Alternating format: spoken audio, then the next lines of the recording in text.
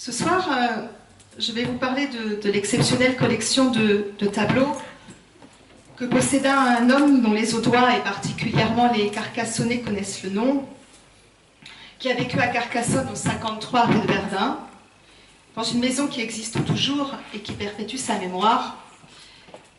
Il était poète, et vous le savez, il s'appelait Joë Bousquet. Il est né à Narbonne en 1897 dans une famille aisée. Engagé sur le front pendant la Première Guerre mondiale, il est grièvement blessé lors du combat de Vailly, très exactement le 27 mai 1918, et à l'âge de 21 ans seulement. Atteint à la colonne vertébrale par une balle allemande, il perd l'usage de ses membres inférieurs. Il va d'abord se déplacer dans une chaise roulante, puis il décide, même s'il sortira, on en parlait tout à l'heure avec certains d'entre vous, il décide quand même de se cloîtrer dans sa chambre, au premier étage du 53 rue de Verdun. La porte est doublée par une lourde tenture. Les volets sont fermés, il laisse à peine passer la lumière, voire même parfois aucune lumière. Et de cette chambre, Joë Bousquet va faire un théâtre, un lieu de tous les possibles. Comme vous pouvez le voir sur cette photo, son lit et son bureau, pris d'assaut par les livres, les manuscrits, les lettres. À côté du lit se trouve une table de nuit, sur laquelle se trouve une lampe, et sous la lampe se trouve l'attirail à opium, qui fait passer la douleur, et dont Joë Bousquet ne pourra plus se passer, comme beaucoup de ces rescapés de la Première Guerre. Et cette lampe veille sur cet univers clos. La pendule marque inexorablement 3 heures du matin, comme si le temps s'était arrêté, et effectivement, le temps s'est arrêté. Pourtant, cette chambre vit.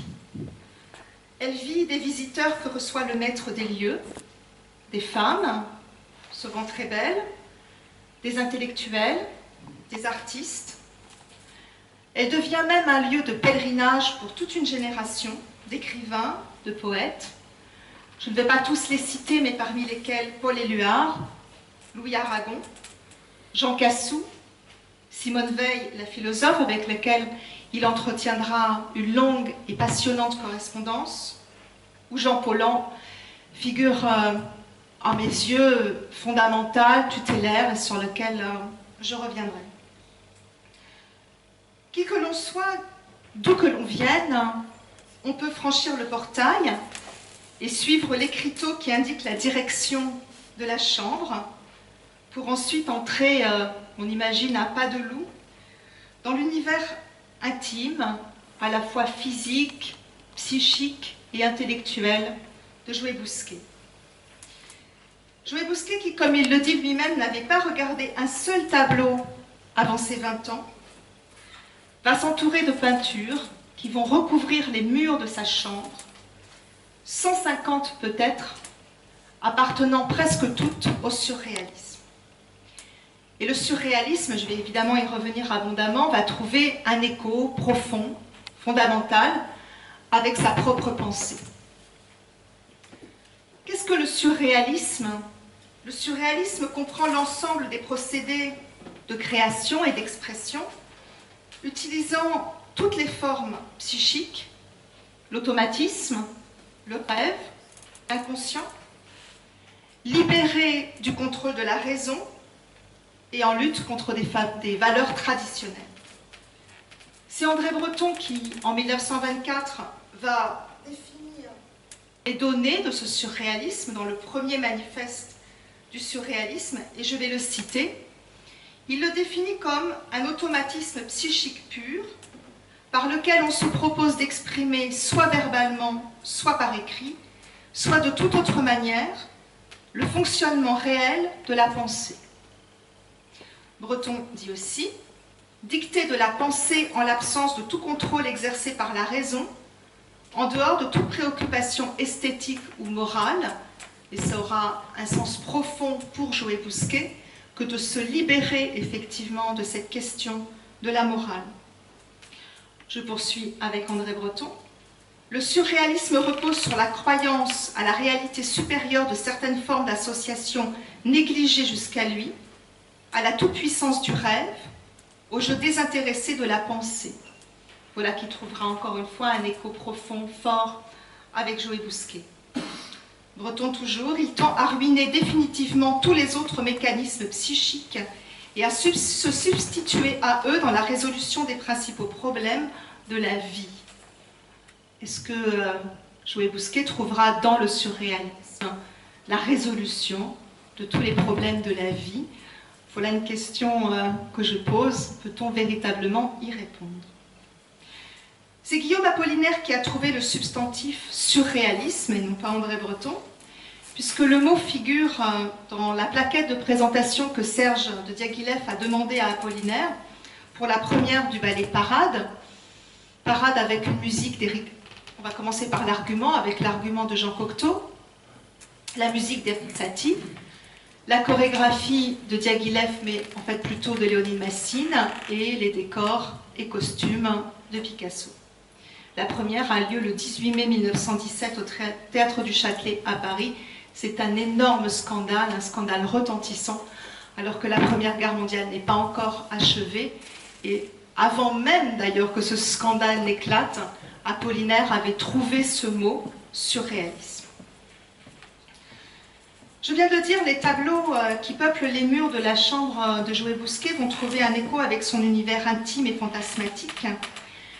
D'ailleurs, le peintre, pardon, voilà un joli lapsus, d'ailleurs le poète va leur donner des titres personnels qui rendent parfois, et je le sais ô combien puisque je viens de travailler cette conférence, leur identification et repérage difficiles, voire impossibles. Dans cette chambre, le poète vit hors du temps commun, et je l'ai dit, la pendule s'est arrêtée, un temps à la fois réel et imaginaire. Et les tableaux sont des interlocuteurs de ces voyages immobiles, habitants du lieu, porteurs de mystères, venus à lui par des hasards, des rencontres. Et l'une de ces rencontres s'avère décisive. En 1928-1929, une jeune femme russe lui rend visite. Elle s'appelle Gala Elena Diakonov. Elle est alors l'épouse du poète Paul Éluard. Alors je suis un peu méchante parce que j'aurais peut-être pu mettre Éluard, Gala, Dali.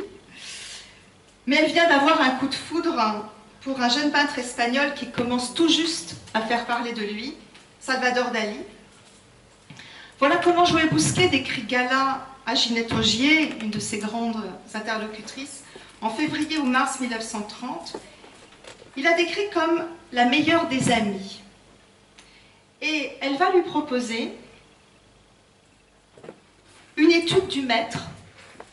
Pour le miel est plus doux que le sang, une merveille onirique dans des tons de gris et de bleu. Le prix proposé alors est de 3000 francs, ce qui nous fait évidemment sourire aujourd'hui. Ce qui fait dire à Bousquet, je n'ai encore jamais payé un tableau si cher, mais je n'en aurais jamais eu de si beau. Et donc voilà cette étude pour ce tableau, le miel est plus doux que le sang, qui date de 1926. C'est une huile sur bois de 37,8 par 46,2 cm. C'est un tableau qui est signé et daté, Salvador Dali 1926.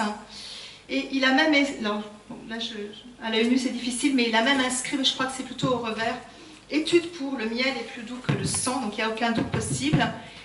Et c'est un des rares tableaux à se trouver aujourd'hui dans une collection publique, puisqu'il est à Figueres, à la Fondation Gala Salvador Dali.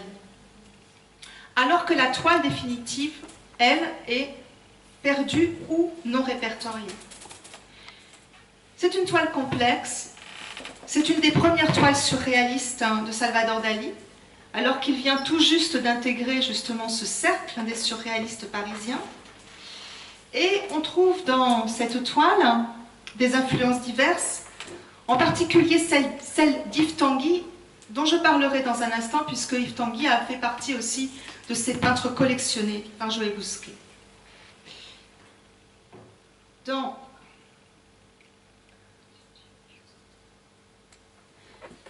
il faut que je garde. Vous voyez en loupe là l'âne? Alors, je ne vais peut-être pas pouvoir le garder. Je parle et je vous le remontre, mais dans l'angle inférieur droit de ce tableau, on trouve un âne en putréfaction.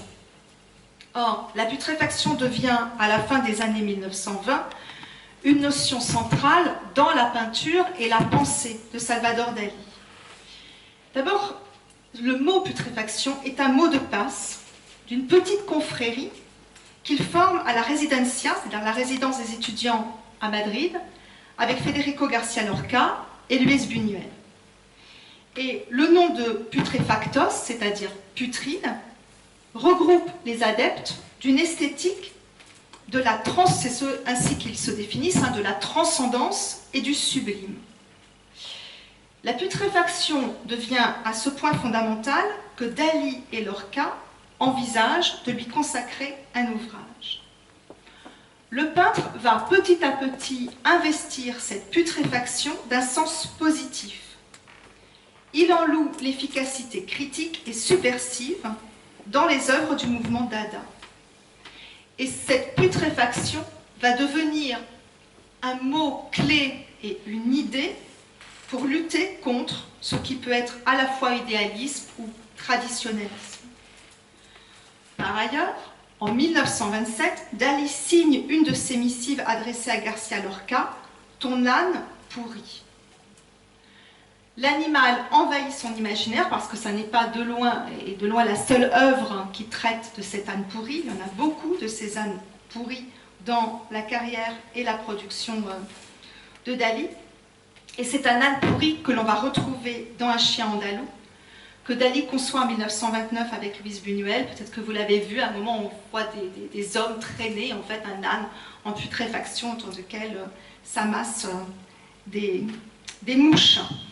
Après, on peut y voir aussi une résurgence très ancienne de la vanité, c'est-à-dire l'animal en décomposition ou l'homme en décomposition, autour duquel rôdent des mouches, des vers, etc.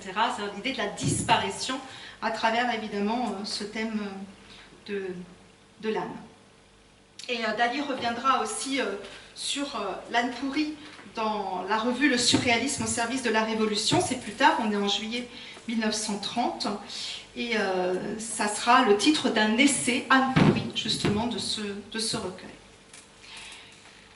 Il est difficile de ne pas mettre en relation cette toile avec le lien qui unit Federico García Lorca et Dalí.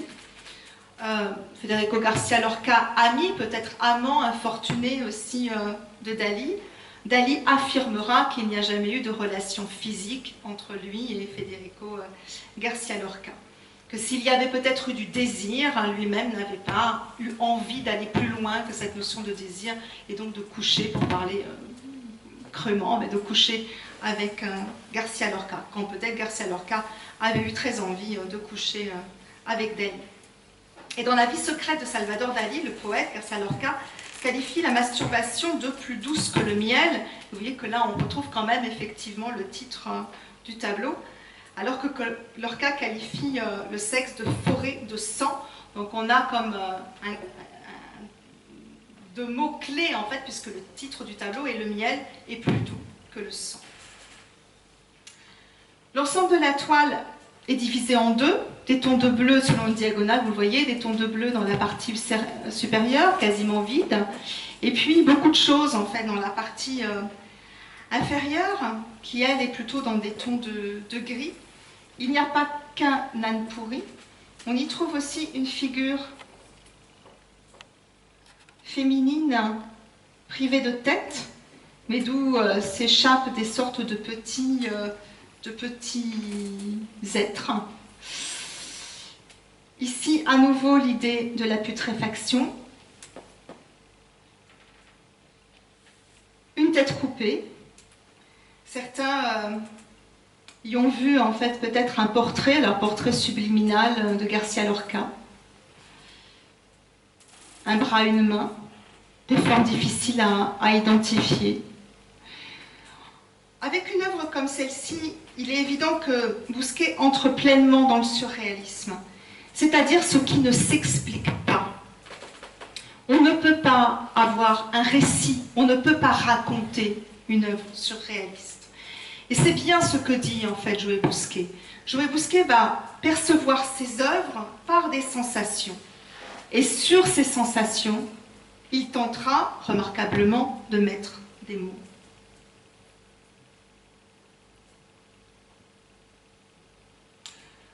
Avant cette œuvre-là, c'est Gala qui va suggérer à Bousquet de décorer sa chambre de peintre surréaliste, Max Ernst, Tanguy, Malkine, que le poète connaissait déjà par des revues en fait qu'il recevait, puisqu'il en reçoit beaucoup. Un second Dali va arriver, La Tour, qui arrive en 1937, et la toile ne date que d'un an auparavant, 1936.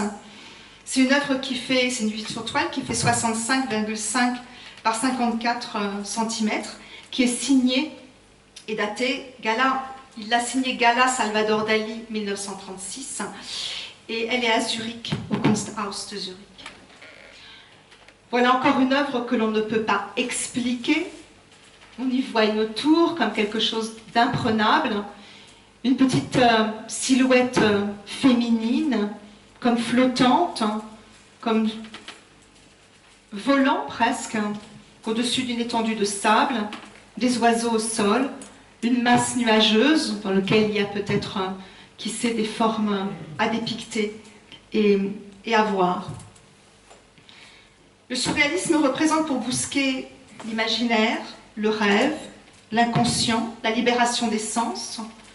Et dans Traduit du silence, qui regroupe ses cahiers, son journal intime, le long poème de sa vie intérieure, il écrit « Je suis dans un conte que mes amis prennent pour la vie ».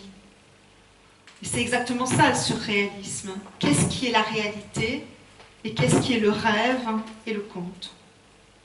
Il écrit également dans Traduit du silence « Parfois, levant furtivement les yeux vers la peinture qui m'entoure, je me sentais intérieurement baignée par la lumière poétique qui y est répandue, et je connaissais alors la joie dans le vertige, la douceur de ne pouvoir m'éloigner d'elle, comme si le monde, en m'ouvrant son immensité, n'avait fait que me rendre un peu plus attentif à la transparence de son sourire. » Et combien ça colle effectivement avec ce que l'on a là sous les yeux.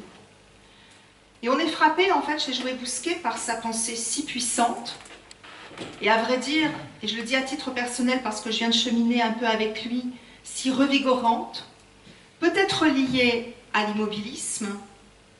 Et cette pensée, il l'a traduite de manière à la fois très précise et poétique.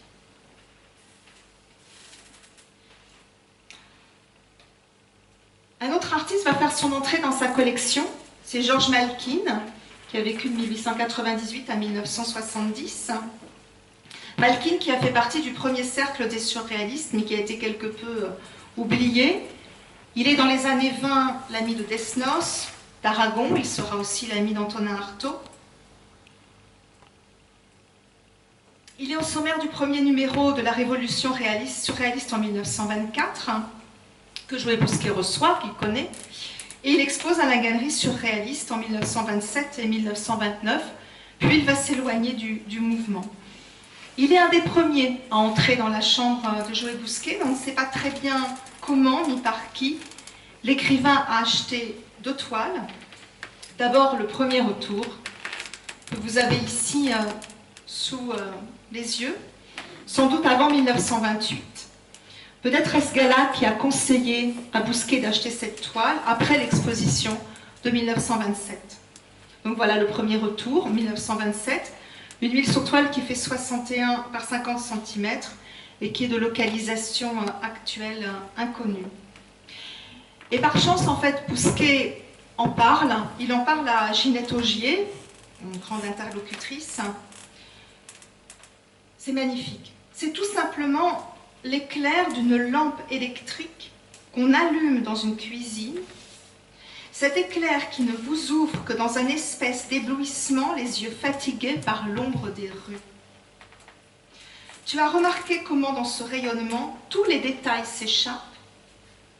Et Malkine, pour mieux mettre cela en évidence, a peint dans un rayonnement coloré la lampe électrique, Une bouteille de lait dont la blancheur absorbe et fixe le rayonnement, lui donne corps, la porte, toute petite au loin, et pour mieux introduire la vie dans le tableau, une araignée surprise par la lumière qui fuit.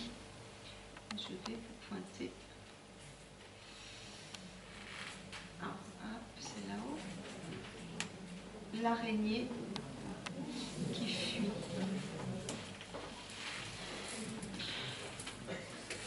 Une bouteille de lait, un couvercle fixé par une fermeture métallique, le mot lait, le dessin d'une vache, dôme pour domaine, de là. C'est quelque chose de très pragmatique. Et une fois qu'on a quitté ce caractère pragmatique, plus rien ne l'est. Une ampoule électrique, suspendue par un fil que l'on ne peut suivre de manière entière, et une porte fermée.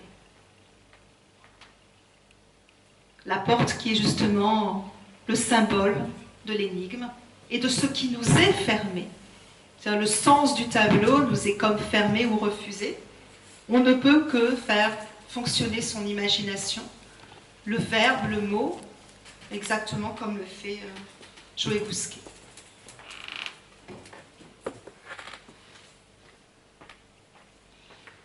Je ne vais pas raconter.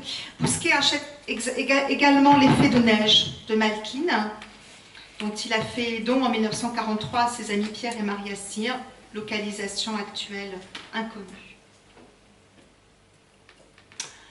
Artiste majeur qui va entrer dans sa collection, Max Ernst, né en 1891 et mort en 1976, peintre d'origine allemande, installé à Paris en 1920, que Joël Bousquet va caractériser ainsi un frère d'ombre et de sel. Oui, sel. Moi, quand j'entends le mot sel, je pense à la Bible. Vous êtes le sel de la terre, dit Jésus à ses apôtres. Alors, est-ce que Max Ernst est comme un apôtre qui entre effectivement dans la chambre de Bousquet et qui en ressort, qui va peut-être porter la bonne parole de Joël Bousquet à l'extérieur et qui apporte évidemment une nourriture fondamentale pour Bousquet, qu'est la peinture. Et Joël Bousquet verra même Max Ernst comme un double. Max Ernst fascine le poète. Il écrit « Je ne connais pas de désespoir que la contemplation de ces peintures ne réussisse à dissiper. » Et peu à peu, les tableaux de Max Ernst occupent la chambre de Joël, comme La forêt, extraordinaire tableau de 1927. C'est une huile sur toile qui fait 64 par 53 cm, localisation inconnue. Et c'est une œuvre dans laquelle Max Ernst a utilisé le procédé du grattage. Posée humide sur des planches ou des objets divers, la surface pâte est grattée avec une spatule de maçon ou un couteau, si bien en fait qu'il y a une empreinte qui apparaît sur le support.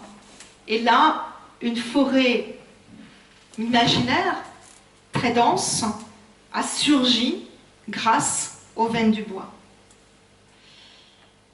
Avec, toujours pour maintenir cette notion de mystère, un trou ou un cercle. On a aussi une forêt comme une tour, ou comme des tours, ou comme une palissade, surgit de nulle part. Bousquet dit « À peine le peintre sut-il dans quelle situation je me trouvais, qu'il m'envoya une toile splendide, une forêt merveilleuse, entourée d'un cadre qu'il avait étoffé avec 2 bandes de laine vierge. Saisi d'une émotion inconnue à la vue de la peinture, j'arrachai à pleine main les manchons de liège, me blessai au très long clou qui les fixait à la baguette, et demeurai haletant devant cette image enfin nue, comme un miroir sans fond, où la matière ligneuse se renouvelait comme un million d'oiseaux d'air dans une cascade.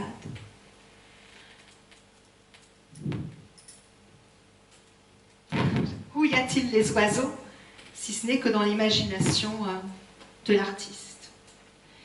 Mais il mêle en fait à la toile que l'on vient de voir, manifestement celle-ci, qui date également de 1927 et qui s'appelle « Les oiseaux qui ne peuvent pas voler », une huile sur toile de 78,8 par 63,5 cm, à nouveau localisation inconnue.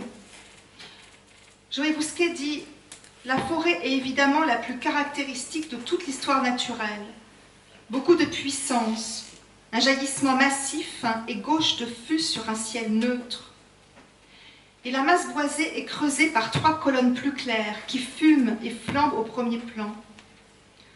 Aucun effort de séduction, une peinture faite pour enterrer le regard. Mais ce sont là des jeux de peintre.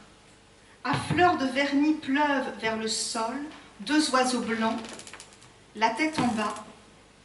Avec un cadre blanc que je vais y mettre, le tableau fera un objet saisissant.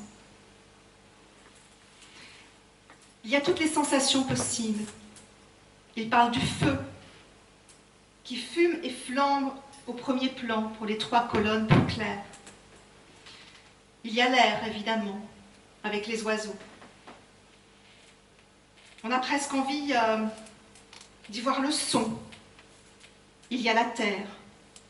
Tous les éléments conjugués et dans la toile et par les mots de Joël Bousquet. En 1929, Max Ernst vient rendre visite à Bousquet. Il s'arrête à Carcassonne alors qu'il se rend à Cadaqués pour y participer au film de Buñuel, L'Âge d'Or. Et le peintre reviendra souvent jusqu'à la guerre. Bousquet va faire l'acquisition d'une toile importante, localisation inconnue, mais elle a été reproduite pourtant souvent. C'est la nymphe Écho qui date de 1937. Une huile sur toile qui fait 46 par 55 cm. Dans cette toile, je vais vous faire un monstre.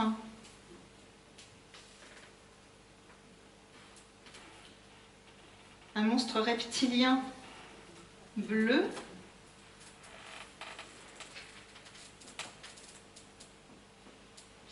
Se ferait une place dans la jungle. Ce qui est extraordinaire dans le cas de ce tableau, c'est que c'est un tableau qui a été suggéré au peintre par un rêve de Joël Bousquet. Il est rare qu'un peintre se laisse dicter par un tiers ce qu'il faut faire. Et là, donc, c'est un rêve qui est le point de départ de ce tableau.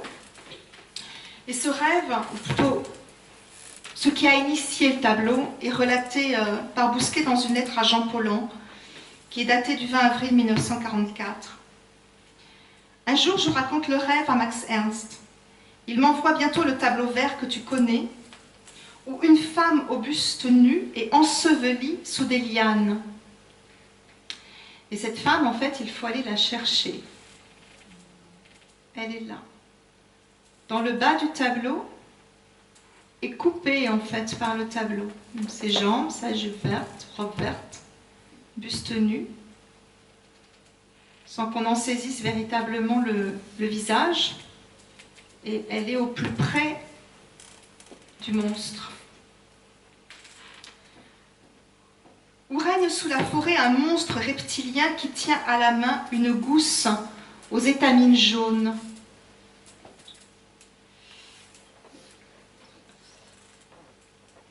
Il y a ceci, plus que cela.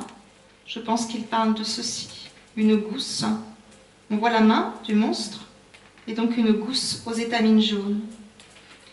Continuant à rêver de mon rêve, je regarde mieux le tableau de Max Ernst et je découvre enfin en miniature le motif dont les alcôves dorées ne sont que l'agrandissement.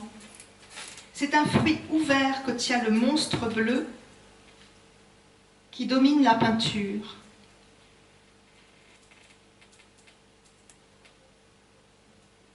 Une capsule rousse dorée en forme de cœur renversé où se dresse une sorte de pistil. Je vous montre le reste du tableau.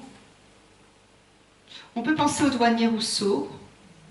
aux jungles du douanier, qui a beaucoup inspiré des artistes de cette génération.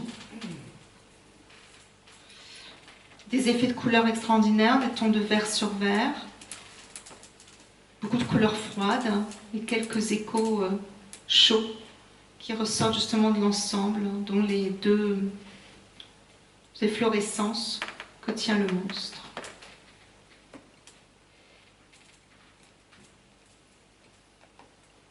Autre artiste, Yves Tanguy, né en 1900, mort en 1955. C'est un artiste que Bousquet place également sur un piédestal, presque au même niveau que Max Ernst.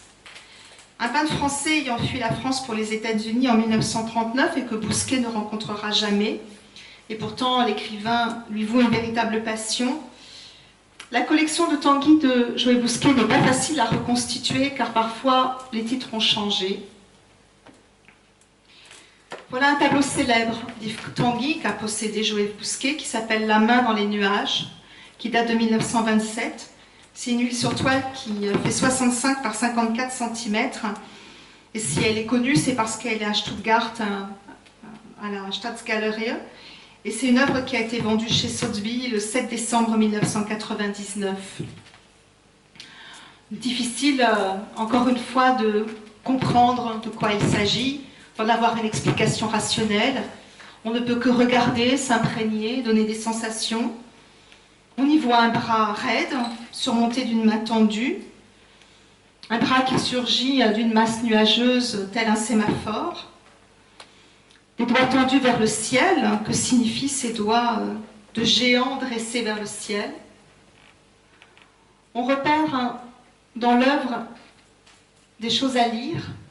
J'ai oublié de le dire d'ailleurs pour la bouteille de lait. On avait quelque chose à lire, quelque chose à déchiffrer, mais qui est somme toute la chose la plus banale qui soit, c'est-à-dire lait, bouteille de lait, et on lit lait. Là, c'est un peu plus complexe parce que ce sont des chiffres, apparemment sans suite logique, inscrits dans la masse vaporeuse des nuées. Une pyramide claire qui détonne. Une tête en poule, munie de cheveux, auxquels on peut raccorder évidemment ce bras. Des formes plus molles, des anémones, comme on en retrouvera souvent dans l'œuvre de Tanguy. Des soulèvements de matière. Tanguy disait lui-même qu'il ne fallait pas chercher à interpréter ses tableaux, ça tombe bien. L'important pour lui, c'est la surprise. Ici, elle est totale. L'artiste voulait d'abord se surprendre lui-même avant de surprendre les autres. Il dit de la surprise qu'elle est ce qui lui causait le plus de plaisir en peinture. Pour garder ce sentiment de liberté totale dans l'acte créatif, pour laisser jaillir l'imprévu, il ne faisait jamais d'esquisse préalable.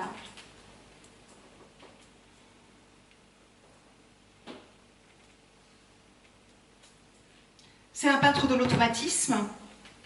Il laissait son pinceau courir seul, entre guillemets, tracer des signes, des linéaments, des algues chevelues. Il crée des paysages qui sont beaucoup plus évidemment des paysages mentaux que des paysages réels, aux formes indécises, aux formes mouvantes. Cette œuvre, Joël Bousquet devait l'aimer beaucoup. C'est un peu sombre, je ne sais pas si vous allez le voir, mais puisque on la retrouve en fait au-dessus de son lit, comme l'atteste cette photographie qui le montre en compagnie de sa mère, et donc c'est l'œuvre qui se trouve. Oh, je ne trouve plus la flèche. Juste au-dessus de sa tête.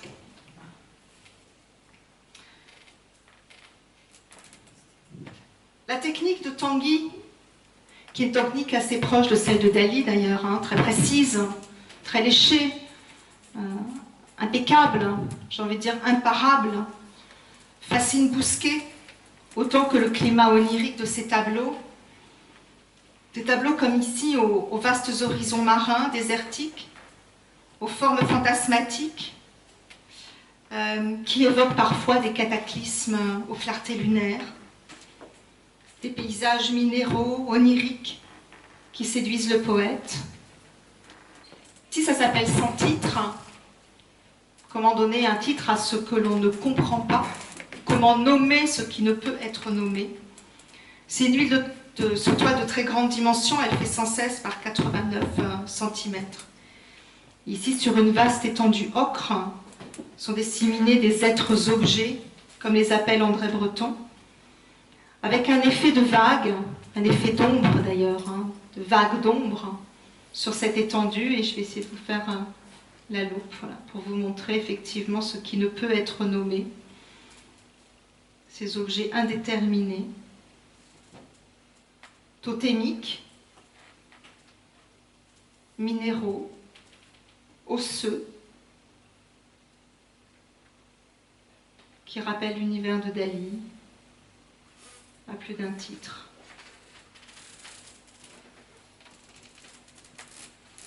Des objets qui ont une ombre, qui ont une matérialité,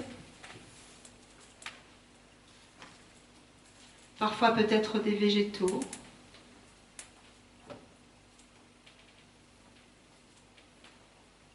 et sur cette étendue et cet horizon en arabesque, en courbe, en poésie.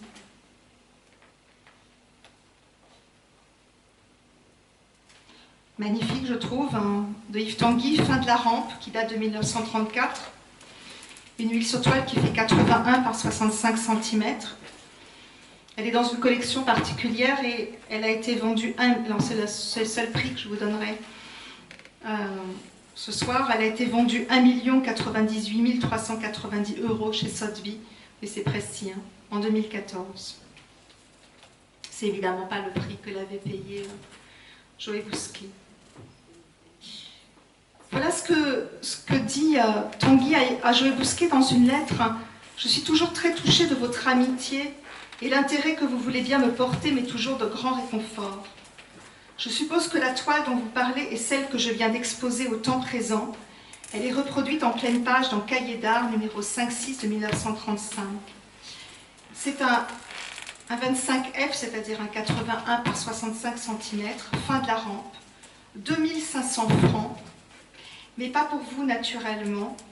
1500 francs, est-ce trop? Voilà pourquoi je suis allée là rechercher effectivement le prix de vente le plus récent. Il va créer ses œuvres quasiment monochromes, ici sur ces tons de mauve, de violine, avec toujours ces effets d'ombre, et puis ces petites choses inqualifiables, disséminées sur la terre. Et ce qui est magnifique dans cette œuvre, c'est que la ligne de séparation entre la terre et le ciel s'amenuise, devient à peine perceptible. On est quasiment dans une abstraction. Tanguy n'a jamais rien dit de précis sur son univers, sur son art, sauf cette phrase superbe prononcée 1 an avant sa mort. Si je devais chercher les raisons de ma peinture, ce serait un peu comme si je m'emprisonnais moi-même. C'est peut-être en raison de l'étrangeté de ces tableaux que ces œuvres ont été si peu appréciées en France. De son vivant, le musée d'art moderne ne va lui acheter qu'une seule toile. Et aujourd'hui encore, les musées français ne possèdent que 7 peintures et 4 dessins, ce qui est évidemment dérisoire. Et cette méconnaissance est aussi due à la rareté des œuvres, puisque Tanguy travaillait très lentement et qu'il est mort jeune. Ça explique que beaucoup de tableaux se trouvent dans des collections privées, et puis il y en a heureusement quelques-uns dans des collections américaines, des musées américains où la notoriété de Tanguy est beaucoup plus importante que chez nous. C'est un peintre que j'aime beaucoup. Il a inventé un langage qui lui est propre, où il s'est enfoncé presque corps et âme jusqu'à la mort, avec ses formes ectoplasmiques, pseudopodes, tentacules osseux, peint avec une précision maniaque. Et quand je vous dis il mettait beaucoup de temps à réaliser ces tableaux, en les voyant, on le comprend aussi, dans cette précision extrême. Cet effet d'apesanteur de ces paysages désertiques et silencieux où l'homme est banni. Il y a des choses qui rappellent l'homme, le passage de l'homme comme une trace de l'homme, mais pas de réelle présence en fait de l'homme. Autre phrase magnifique de Tanguy: j'écrivais des silences, des nuits, je notais l'inexprimable, je fixais des vertiges.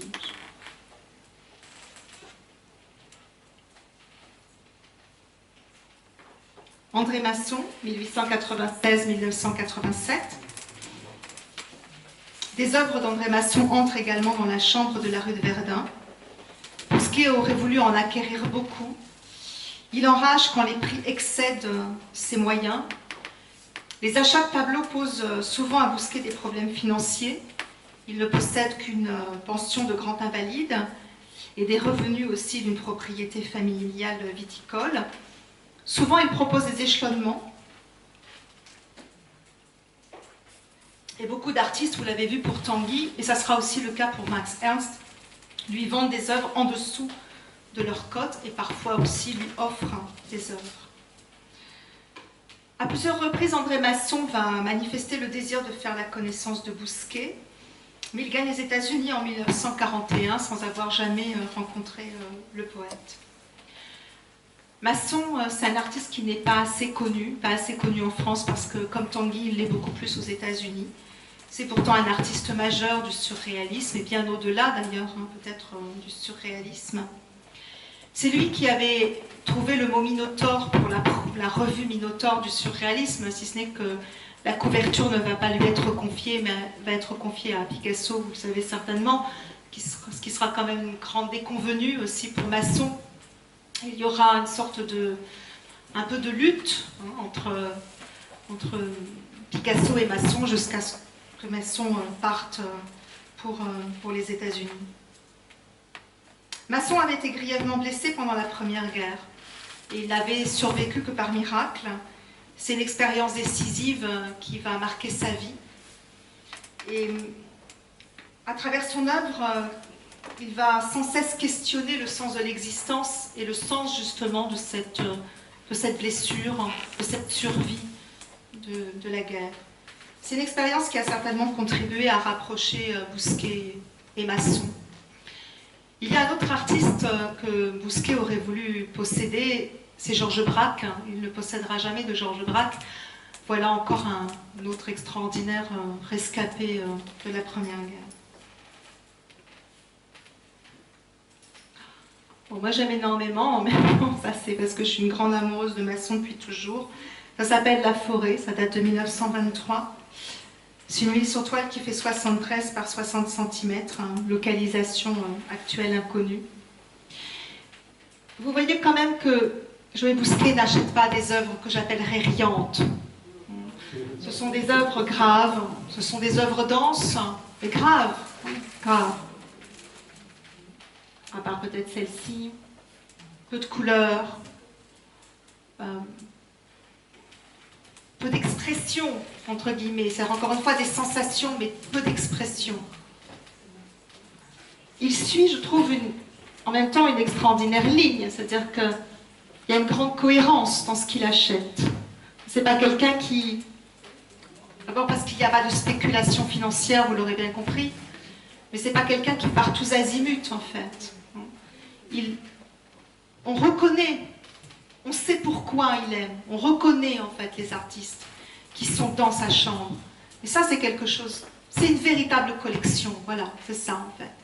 Et vous voyez, en arrivant là, à ce point-là de la conférence, de cette œuvre de Masson, avec ce que vous venez de voir, je crois qu'on comprend ce que recherche effectivement Joé Bousquet.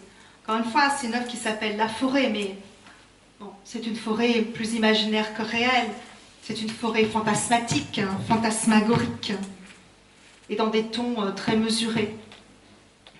C'est une œuvre qui se situe à la croisée des chemins, en fait, pour Masson, qui a été tenté par le cubisme. Il y a des œuvres, d'ailleurs, cubistes de Masson, et puis qui commence à se diriger, effectivement, vers le surréalisme. Et j'ai réussi à retrouver celle-ci, en fait, de Masson, qu'a possédé Joé Bousquet, Les Dormeurs, qui date de 1924. qui est une huile sur toile qui fait 35 par 24 cm, ce qui n'est pas très grand alors qu'on a l'impression que ça pourrait être monumental, mais il y a un effet de monumentalité. Ce sont des figures masculines, puissantes, endormies. C'est matérialiser le songe surréaliste. Ça date de 1924, l'année où Masson rejoint le groupe des surréalistes. C'est puissant. Il y a là comme des réminiscences aussi de la Renaissance italienne. C'est assez michel-angelesque dans cette puissance physique. Il y a Picasso aussi, dans Picasso des années 20, avec ses figures monumentales. Picasso qui est allé en Italie en 1917 justement pour Parade et qui en ramène des figures sculpturales. Donc on sent aussi le regard que Masson pose sur l'œuvre de Picasso.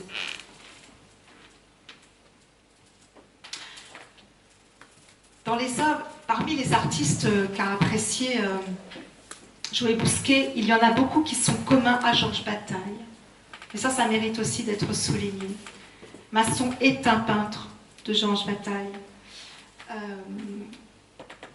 Voilà, je le dis juste parce que je crois que c'est une sorte de connivence de regard entre Bataille et Joël Bousquet, comme on peut retrouver aussi des connivences d'écriture. Juan Miró, 1893-1983. Bousquet va posséder 3 Miró, dont celui-ci, le repas de fermier, qui date de 1925. C'est une huile sur toile qui fait 46,3 par 33,5 cm, qui est dans une collection particulière. Miró a séjourné à Montrouague et Barcelone de juin à décembre 1924. Il revient à Paris en janvier 1925. Il va retrouver son atelier de la rue de Blomet, et un atelier qui est visité par Aragon et Éluard. Et dans cet atelier, il met en scène en fait ses œuvres qui deviendront comme des sortes de signatures à la Miró, c'est-à-dire des figures qui sont stylisées uniquement par la ligne, ramenées à leur plus simple expression, des lignes qui sont souvent en croix, comme vous pouvez le voir ici.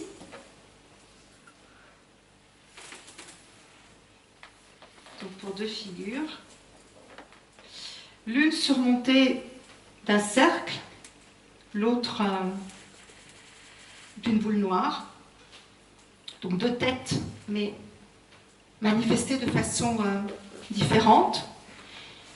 Ils sont assis de part et d'autre d'une table, qui est juste signifiée par un rectangle, un trapèze plutôt noir. L'un tient une fourchette fourchin tendue vers un poisson, et l'autre à ce que l'on appelle le porron, qui est ce récipient catalan à très long bec pointu, d'où s'échappe un liquide. Est-ce qu'il faut y voir un symbole christique revisité, le poisson, le vin, le repas, la scène, pourquoi pas. Bousquet achète des Magritte et le premier dont il va se porter acquéreur est celui-ci, Les cicatrices de la mémoire, qui est peint en 1927-1928, œuvre on ne peut plus mystérieuse dans laquelle une tête surgit de rien, tient une tête comme un masque ou tête animale, donc vous voyez ici les yeux, vous voyez l'effet museau. Et à l'arrière-plan, une balustrade qui passe derrière, une porte ouverte. On avait la porte fermée tout à l'heure, voilà qu'elle s'est ouverte.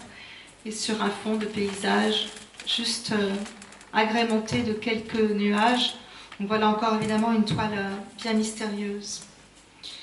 Parmi tous les artistes surréalistes, Magritte excelle dans le rendu de l'inquiétante étrangeté. On peut dire même qu'il en connaît tous les ressorts, qu'il en a donné toutes les acceptions. Et donc à propos de cette œuvre, excusez-moi, Bousquet déclare « J'y regarde comme un miroir magique le vide intérieur de mon être, la figure du dérisoire pouvoir qui nous est donné à tous d'ouvrir et de refermer en nous le vide de notre vie, sur le vide de notre âme. Voilà ce que la porte, effectivement ouverte, lui inspire. Et propos quand même quelque peu désespérés, on peut le constater. Scheherazade, de Magritte, qui date de 1947. Ici, c'est une gouache sur papier de petite dimension. Encore une fois, on a l'impression d'une monumentalité. Ça fait 17 par 13 cm, localisation actuelle inconnue. Et c'est une petite gouache qui est une étude préparatoire pour un très célèbre tableau de Magritte de 1948 qui s'appelle également Scheherazade, qui fait 50 par 60 cm et qui est à Bruxelles au Musée Royal des Beaux-Arts de Belgique. Et ça sera décliné en 1950 avec cette huile sur toile qui fait 40 par 30 cm et qui est dans une collection particulière. Et c'est quand même magnifique de se dire que Joël Bousquet a possédé la première Scheherazade, en fait, surgie de l'imaginaire de Magritte. Scheherazade sous la forme d'un masque féminin constitué de perles, aux yeux bleus immenses et aux lèvres rouges. Dans cette œuvre, le masque flotte dans les airs, au-dessus d'une caisse en bois à 2 compartiments, l'un masqué par un rideau et l'autre contenant une boule, alors que dans la partie inférieure se déploie un paysage marin. Il y a souvent, en fait, chez les surréalistes, comme ce rappel d'une peinture traditionnelle, d'une peinture des siècles passés. Ici, il y a quelque chose de courbé, je vais vous dire pourquoi. Enfin, je vous le montre, et puis après, si vous connaissez l'œuvre de Courbet, vous verrez ce que je veux dire, mais ça fait vraiment fortement penser au paysage marin, enfin, de Courbet. Évidemment, on vient se coller à cette réminiscence antérieure, quelque chose qui n'appartient ici qu'à Magritte. Est-ce que, voilà, la scène paraît totalement irréelle et elle est encore une fois difficilement compréhensible. Est-ce que cette forme flottante représente la force créatrice de l'artiste? Elle semble désincarnée, sans attache, comme l'imaginaire de l'artiste. Le paysage marin, si on lui donne un sens ancien et si vraiment il y a cette référence à Courbet, il est aussi évidemment la liberté, il est l'infini. Le rideau, c'est ce qui est caché, occulté, un monde mystérieux, un monde fantaisiste également. C'est une ode à l'imagination, à l'invention, à la créativité, et qui ne peut évidemment que séduire Joël Bousquet. Voilà ce qu'il en dit. Je veux, à force de contempler une image irrationnelle, en épuiser le contenu de vérité, non pas sur le plan explicatif, mais sur le plan de l'imagination. On ne peut pas mieux le dire, on ne peut pas expliquer ces tableaux. Et même, je dirais, il ne faut pas expliquer ces tableaux. En mai 1940, Magritte, fuyant l'avancée allemande, séjourne à Carcassonne. Il y reste jusqu'à la mi-août. Et durant ce séjour, il illustre de 12 dessins un manuscrit de Joël Bousquet, Les Roses de janvier, un livre prévu pour la vente destiné à récolter des fonds afin d'assurer la subsistance d'Antonin Artaud, qui après son internement est dans un état de désespoir, de mouise absolue. Et c'est un ouvrage qui n'a pas été publié. Il y a une date qui a été apposée à la fin, le 8 mai 1946. C'est d'ailleurs fascinant parce que c'est un an après la date officielle de la fin de la guerre.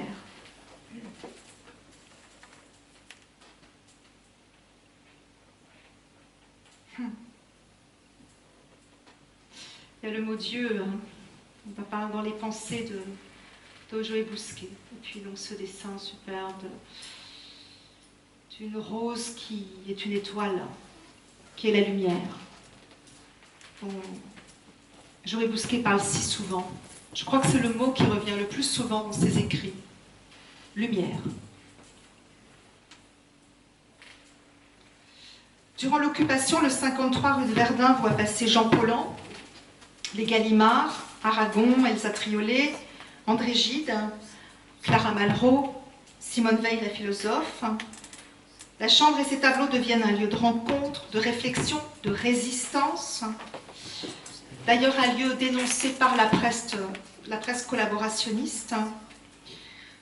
Je vous disais que je vous parlerai de Jean Paulhan. Pendant l'occupation, Jean Paulhan entre dans une clandestinité partielle.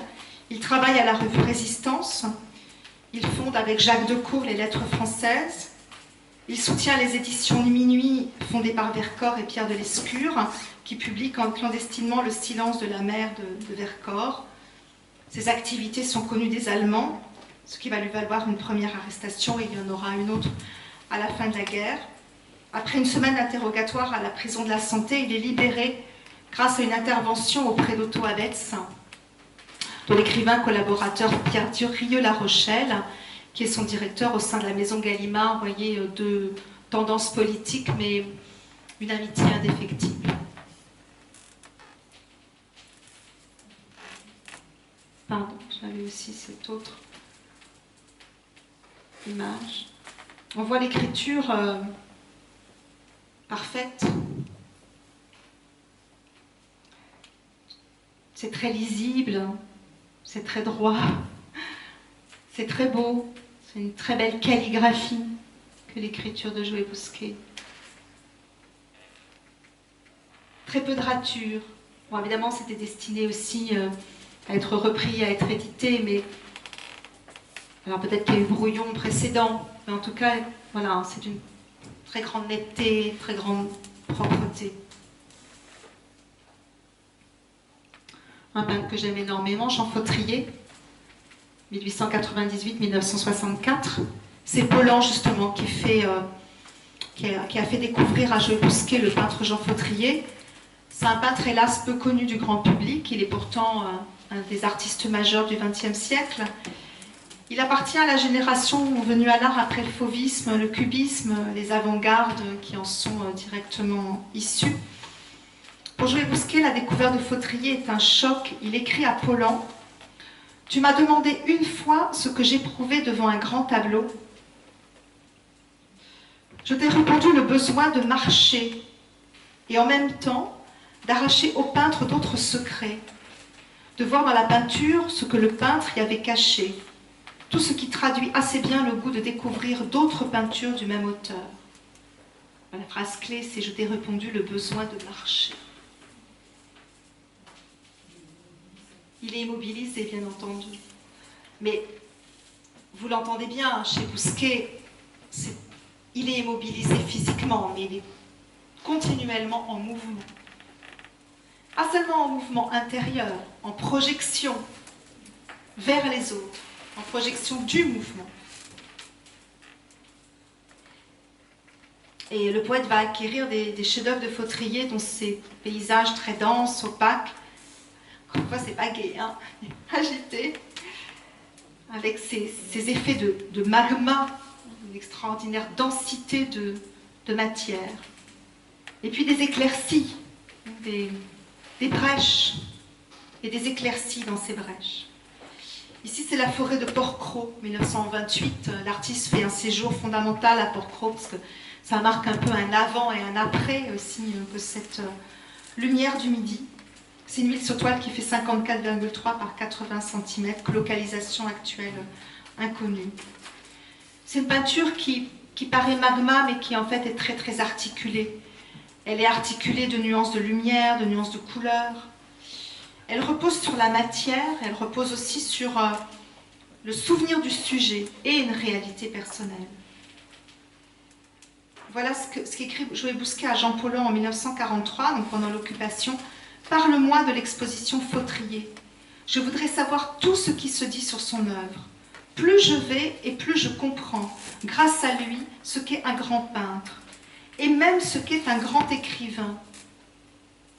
Fautrier dégage du silence, il supprime le nom des choses qu'il peint. » C'est quand même une phrase qu'on voudrait avoir trouvée.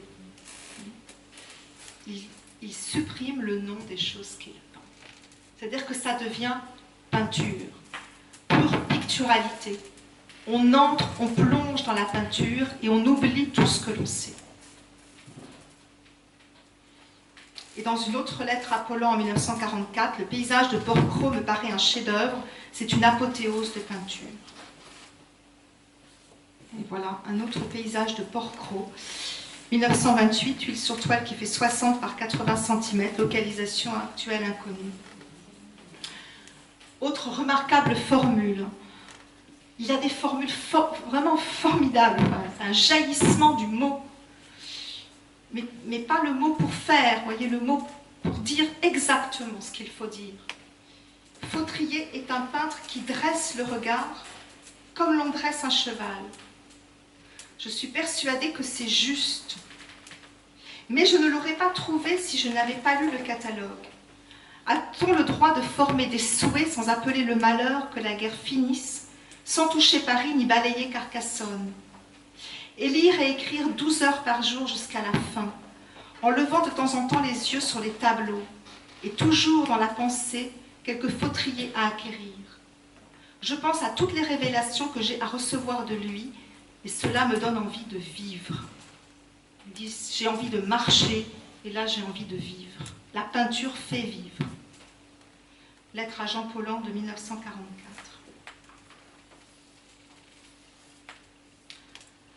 À côté d'un fautrier qui fait face à son lit, Bousquet a placé une œuvre de Paul Klee, Le jardin du garde-barrière. C'est un pastel sur tissu contrecollé sur papier qui fait 29,5 par 55 cm. C'est Éluard qui a parlé le premier de Klee à Bousquet, certainement très tôt, en 1929, à une époque où Klee est quasiment inconnu en France, parce que son abstraction et ses couleurs n'étaient pas du tout appréciées des amateurs français. Et Joël Bousquet parle longuement de cette œuvre dans Cahiers d'art. Donc là, on est dans quelque chose de très officiel. C'est pas seulement la lettre à un ami où on donne comme ça des impressions sans savoir évidemment qu'elles seront publiées. Là, c'est voilà, Cahiers d'art, c'est vraiment une revue officielle très importante. C'est 1945-1946 et c'est merveilleux aussi. Une œuvre de ce peintre est devant moi. Une peinture sans bord, jetée contre un fond de papier où elle a creusé sa place. Rien que ça, j'ai envie de m'arrêter. Il parle de l'œuvre comme si elle était vivante. Vous voyez, c'est pas il a collé la toile sur un papier, c'est elle a pris vie et donc elle a pris sa place sur le papier. Paul Klee a décloué la toile.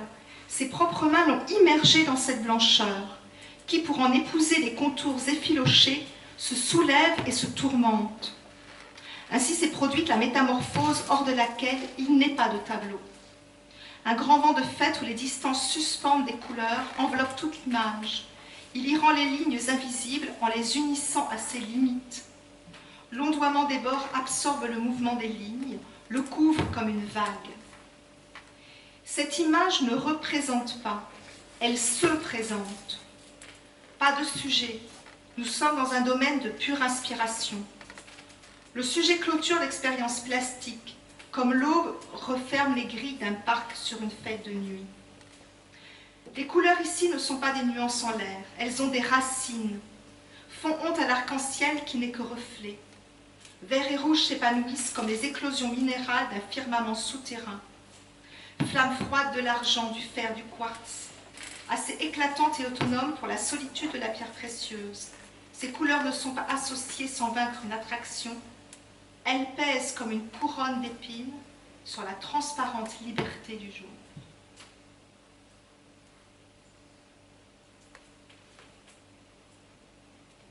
Formule incroyable, hein. Cette image ne représente pas, elle se présente.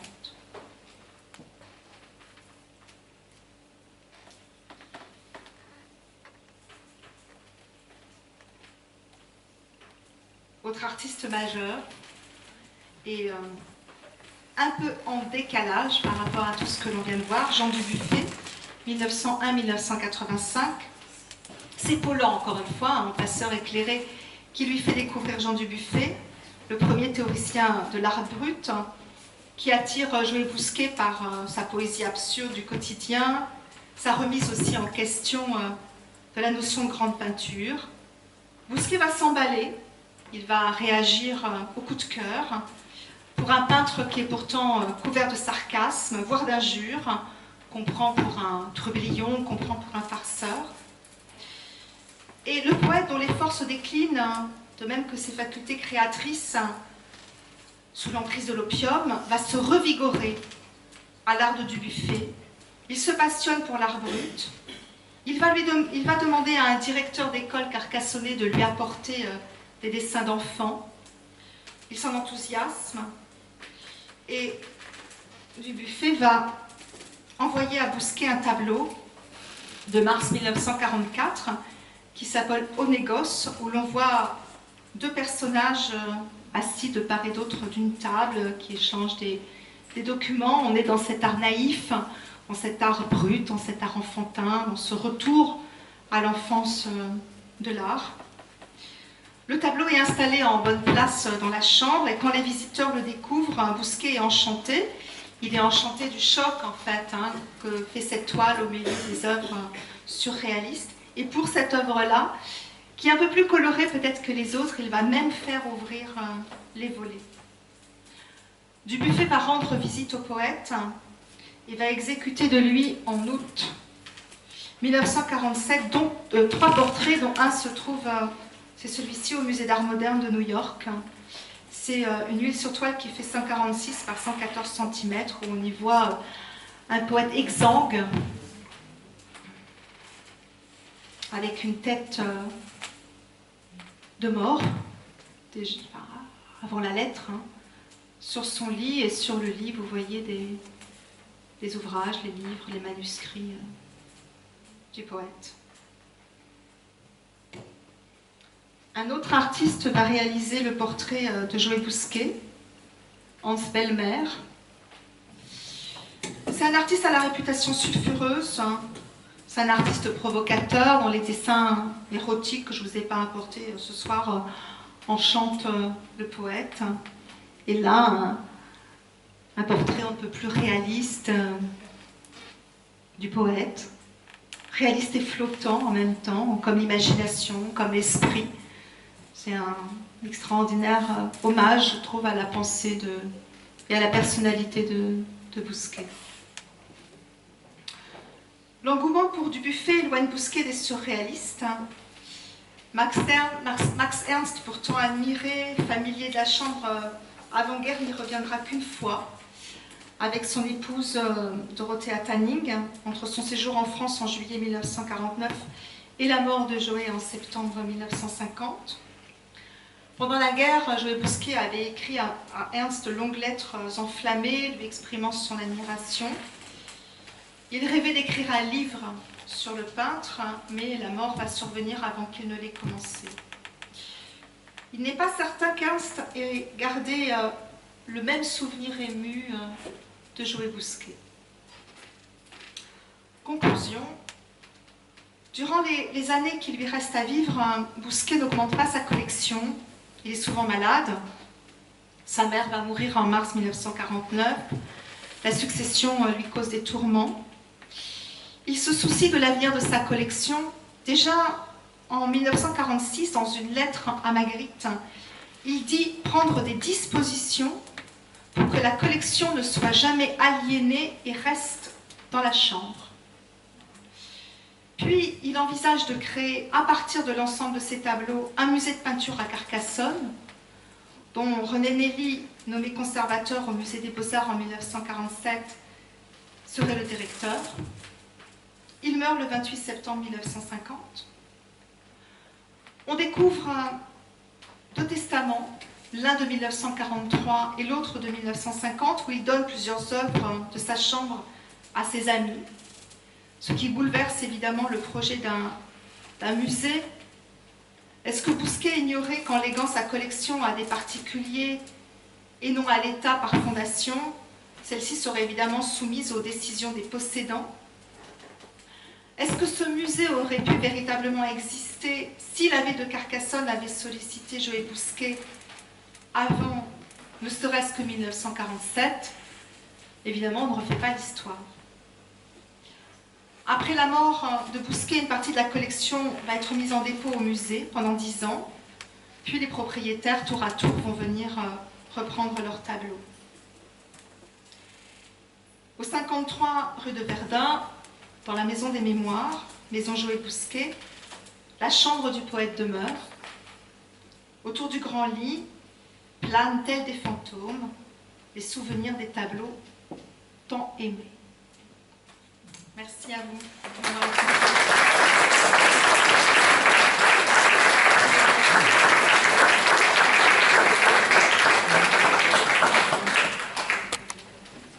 Peut-être avez-vous des questions à poser? Les artistes dont vous parlez, ils les hébergeaient parfois? Non, ils passaient dans la chambre, mais ils logeaient en dehors de la maison. Non, je ne les hébergeais pas. C'était pas... Non, ne les hébergeais pas. On passe dans la chambre. On vient en pèlerinage dans la chambre. Mais non, on ne loge pas chez Joé Bousquet.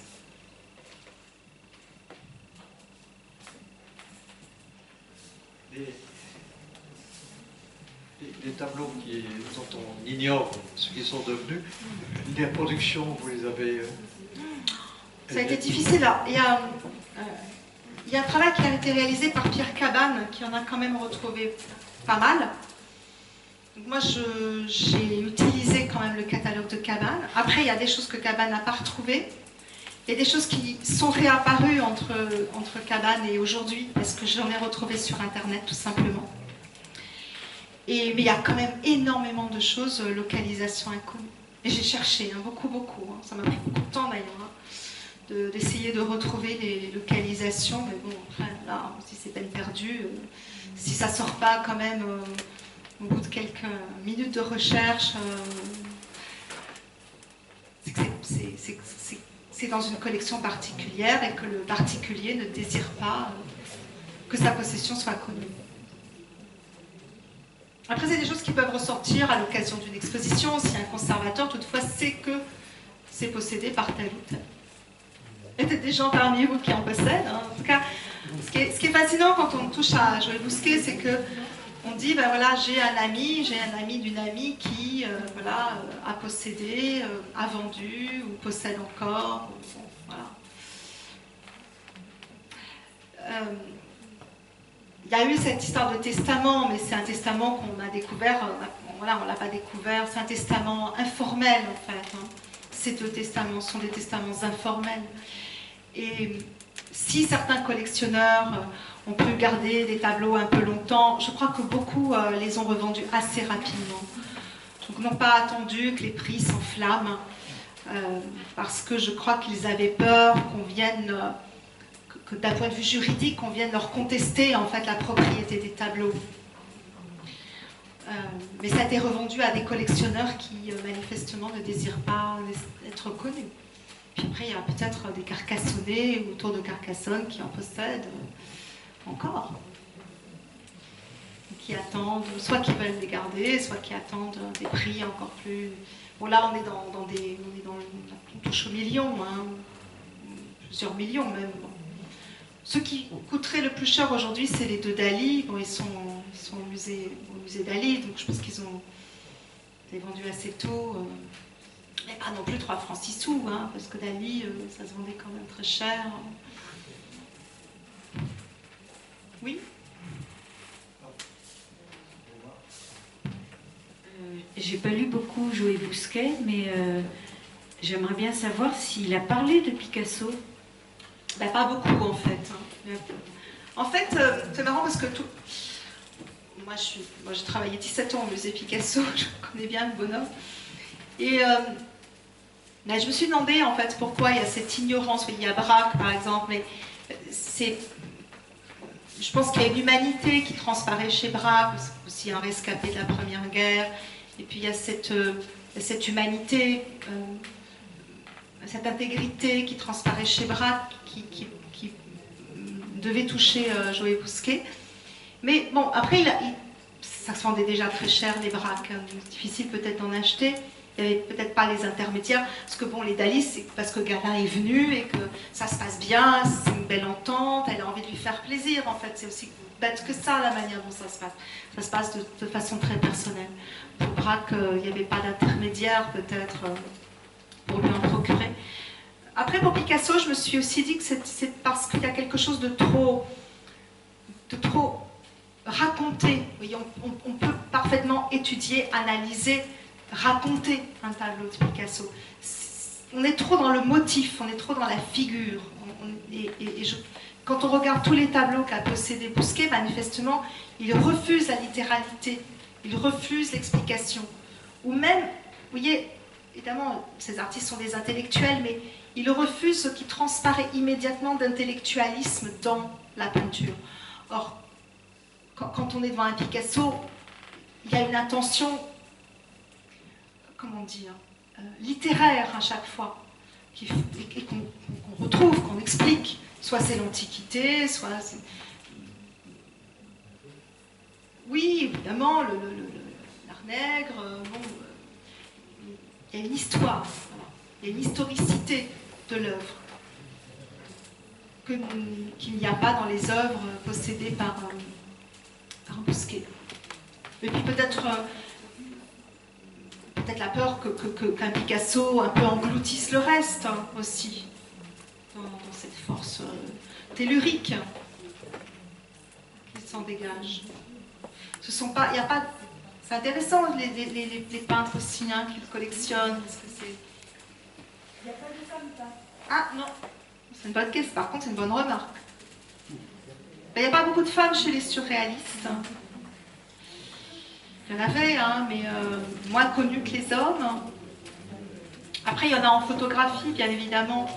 Bon, puisqu'on parle de Picasso, je pense, par exemple, l'univers de Dora Maar aurait certainement beaucoup plu à Joé Bousquet. Alors, est-ce qu'il a découvert? Est-ce que, je sais pas, parce que j'ai rien lu qui mette sur la piste de Dora Maar. Mais ça lui aurait certainement beaucoup plu. L'onirisme, le surréalisme vraiment de Dora Maar, donc des compagnes de Picasso.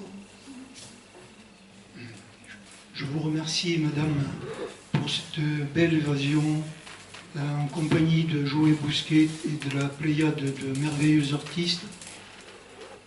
En tant qu'artiste, j'ai été très sensible à votre connaissance, à tout ce que vous avez fait pour faire connaître Joé Bousquet. Bon, moi-même, je comprends très bien la démarche de ce poète, parce que je m'évade dans ma peinture et en rejoignant un pays au-delà de la réalité. Bon, voilà, c'est tout ce que je voulais vous dire. Merci, madame. Merci beaucoup.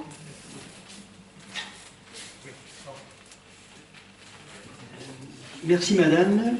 Est-ce que, au hasard de vos travaux, vous avez eu l'occasion de jeter un œil sur l'anti-Bousquet, c'est-à-dire Delteil, qui aussi a eu un rapport avec les surréalistes très particulier, apparemment à l'inverse de celui de Bousquet, et qui aussi a fréquenté assez longuement beaucoup de peintres de cette époque-là?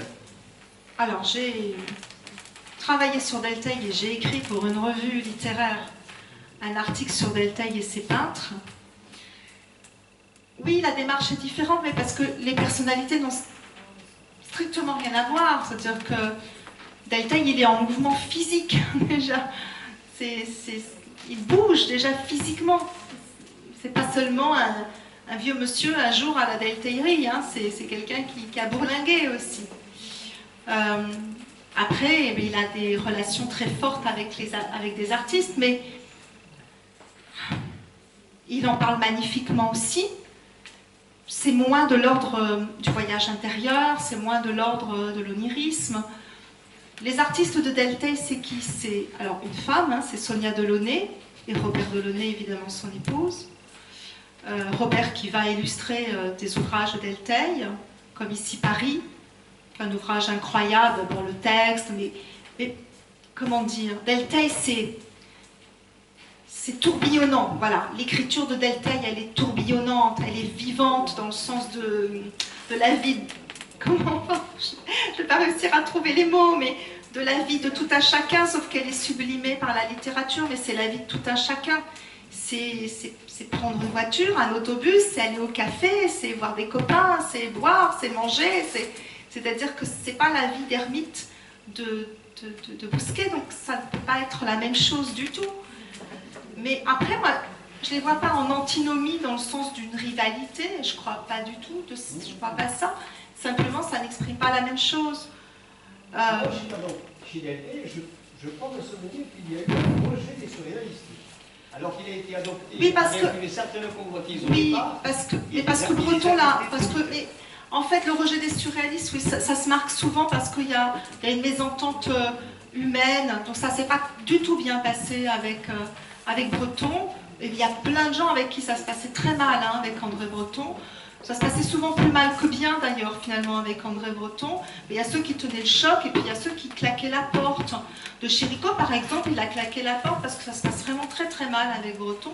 Donc ils ont été plusieurs comme ça, que ce soit en peinture ou en littérature. Donc il y a une mésentente humaine qui fait que, je vais être vulgaire, mais le surréaliste, il m'emmerde et j'irai mener ma barque par moi-même, en fait. Après, il y a quand même une écriture aussi surréelle, qu'on pourrait qualifier de surréaliste chez Delteil. Les artistes, encore une fois, qu'il aime, c'est surtout, d'abord Robert Delaunay, il y a plusieurs collaborations avec Robert. Sonia Delaunay aussi, il y a une relation très forte. Peut-être que Sonia a même été amoureuse, en fait, je crois un peu, de Delteil. Donc Caroline était très, très jalouse, et d'ailleurs elle ne supportait plus à un moment donné la présence, après la mort de Robert, elle ne supportait plus du tout la présence de Sonia. Donc oui, une relation vraiment très forte entre Sonia et Delteil. Après, les artistes de Delteil, c'est évidemment Chagall. Je vous l'annonce, mais je ne sais pas, le 20 octobre, je donne dans l'Aude, mais je suis en pourparlers, une conférence spectacle sur Delteil et ses peintres. Voilà, donc alors je sais un qui a moi déjà, parce que voilà, deux, Marina Bellinello, chanteuse, qui va chanter le répertoire de Joséphine Baker, essentiellement donc en relation avec Caroline Delteil, qui a lancé en fait Joséphine en France. Voilà, donc ça c'est en gestation. Vous voyez, comme quoi je rejoins quand même votre question. Donc, parmi les peintres de Delteil, il y a évidemment Marc Chagall, qui vient ici à l'invitation de Delteil avec Delaunay, et c'est dans l'Aude en fait que Chagall a créé ses gouaches pour les fables de La Fontaine qui lui sont demandées par Ambroise Vollard. Et là, on est dans la couleur, on est dans l'exaltation comment dire, du sensuel, Chagall mêle à la fois, crée pour ce qui est évidemment un chef-d'œuvre de la littérature française, une fantasmagorie russe. Voilà, donc c'est... Bon.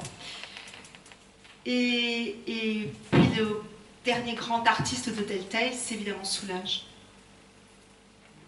Et là, on est dans autre chose, dans le noir. C'est pas que, parce que c'est pas non plus que le noir. D'ailleurs, les premières œuvres que Delteil ait vues de Soulages, c'était du blanc, figurez-vous. Des paysages de neige blancs. Et ils se sont connus de façon absolument rocambolesque pendant la guerre, puisque Soulages se soustrait en fait à la STO. Il s'est inventé en fait cultivateur, donc juste à côté de la détaillerie de Massane, et ils se sont aperçus, donc l'un travaillait sur ses terres et l'autre aussi. Ils se sont aperçus de loin. Moi je dis dans l'article que j'ai écrit, on a l'impression que c'est une scène à la John Ford. Enfin, ils s'aperçoivent, c'est comme un western, hein, ils s'aperçoivent de loin, et puis ils se rapprochent, ils se rapprochent, ils se rapprochent, ils se sont parlé, ça a été immédiat, une sorte de coup de foudre en fait. Et Delteil a immédiatement invité Soulages et son épouse à venir dîner à la Delteillerie, et ils se sont jamais quittés en fait, hein, parce que Soulages sera là vraiment comme compagnon de route en fait de Delteil jusqu'à la mort de Delteil. Il se souviendra toujours de Delteil avec énormément d'émotion. J'ai fait une émission de radio à la mort de Soulages. C'était aussi avec Christian Bobin, parce que je mêlais en fait Bobin, Soulages, et puis bon, en rappelant aussi Delteil. Et j'ai fait aussi une émission de radio, je suis sur Delteil et c'est pas. Vous pouvez les réécouter si ça vous intéresse. Vous tapez l'œuvre claire, RCF, et vous avez quelques volets liés à l'Aude. C'est pas toujours l'Aude, hein, parce que pour moi, vivre dans l'Aude, ce n'est pas que parler des choses audoises. Je pense que hier, j'étais dans le bureau d'un politique, je ne vous dirai pas qui, et je lui parlais de tous mes projets. Bon, alors Delteil, ça c'est évidemment formidable. Et puis je lui dis, je voudrais faire Cocteau, parce que bon, là, c'est l'année Cocteau qui va se terminer. Et puis je voudrais faire Colette. Et je vois, mais je ne sais pas comment vous dire. Le type était très sympathique pendant.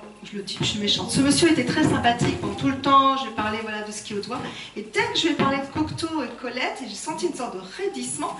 Et puis il a fini par me dire, oui, mais ça n'est pas au doigt. Ah, ben non, alors, zut, mince, flûte. Mais alors, on ne pourrait pas parler de Colette dans l'Aude. Mais quel désespoir. On ne pourra pas parler de Jean Cocteau dans l'Aude. Non, mais c'est terrible, alors. Vous voyez? Pardon? C'est un politique parmi d'autres.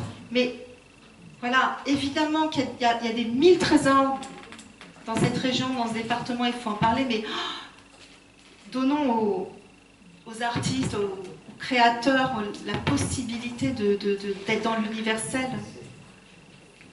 Ce que le musée des Beaux-Arts de Carcassonne, parce qu'il y a des gens qui sont là, qui sont des auditeurs, me laisse absolument carte blanche pour parler de tout ce que je veux, sans me limiter à l'Aude.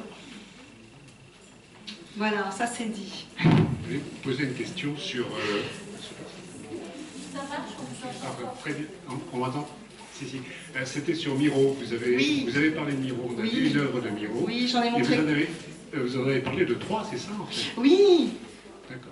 Mais on ne sait pas. Je ne sais pas. On en sait si un peu peut... plus sur Miro et Bousquet ou pas? Il est passé dans sa chambre? Je crois pas. Je crois pas. Excusez-moi, c'est pas une colle. Non, mais du coup je m'interroge. Je sais pas si.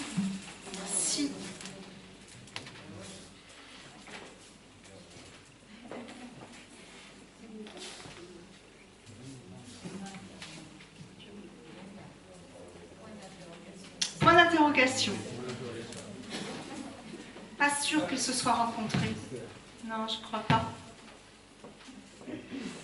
Il y a un artiste qui a vraiment rencontré Bousquet, c'est Max Ernst. Oui. Et par contre, vous n'avez pas évoqué la première rencontre, c'est-à-dire quand ils ignoraient l'un et l'autre qui était l'autre, et quand ils étaient face à face sur le front, et que Max Ernst le dit, c'est peut-être moi qui ai tiré cette balle. Oui, je ne l'ai pas raconté, c'est vrai que c'est... Pourquoi je ne l'ai pas raconté? J'aurais pu, en disant en réalité, évidemment, ou légende, mais oui, ce sont tous les deux, évidemment, des hommes de la Première Guerre.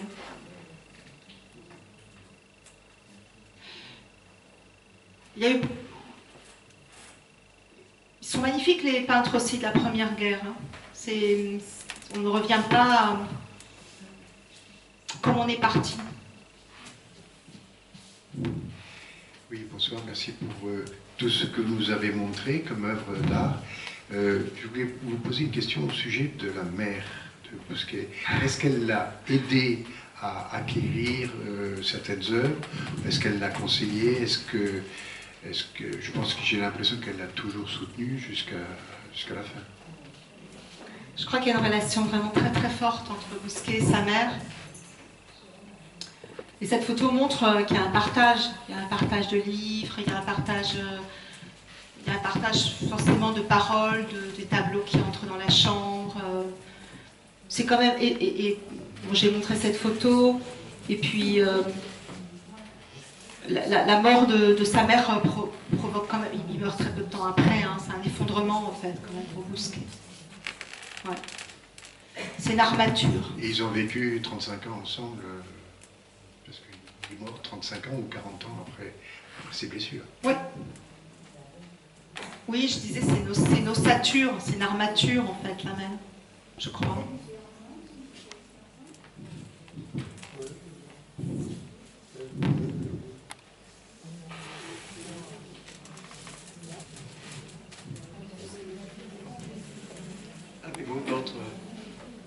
questions. Ça marche. Bon, ben, je vous remercie en tout cas. Merci beaucoup.